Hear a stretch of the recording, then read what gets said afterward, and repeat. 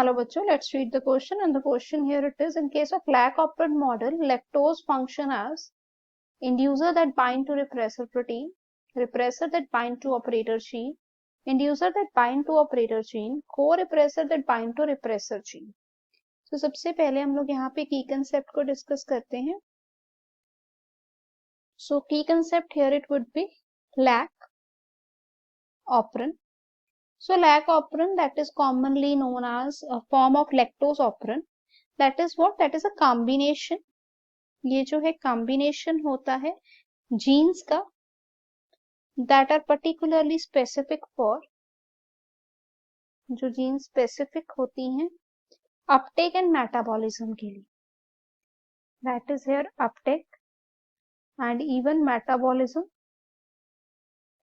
that could be of lactose. सो यहाँ पर अगर हम डिस्कस करते हैं फर्दर तो हम ये कह सकते हैं कि एक ऑपरेंट यूनिट जो है उसमें अलग अलग मतलब जीन्स हैं, अलग अलग रिक्वायरमेंट्स हैं.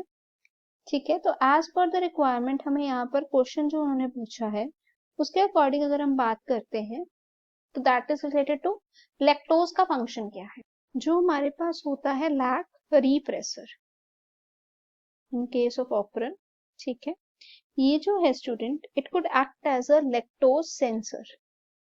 ये लैक्टोज के सेंसर की तरह एक्ट करता है and it could produce repressor protein.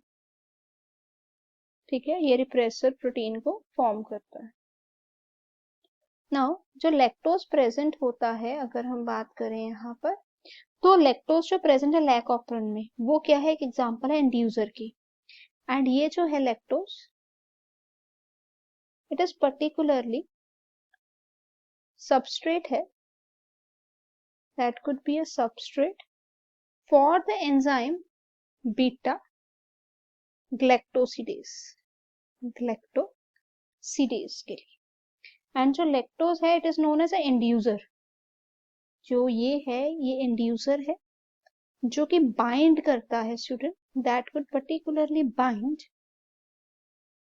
किसको बाइंड कर देता है ये जाके, इट लाइक ये जो है इंड्यूसर है बाइंड करता है रिप्रेसर प्रोटीन को. ठीक है, रिप्रेसर प्रोटीन को ये बाइंड कर देता है.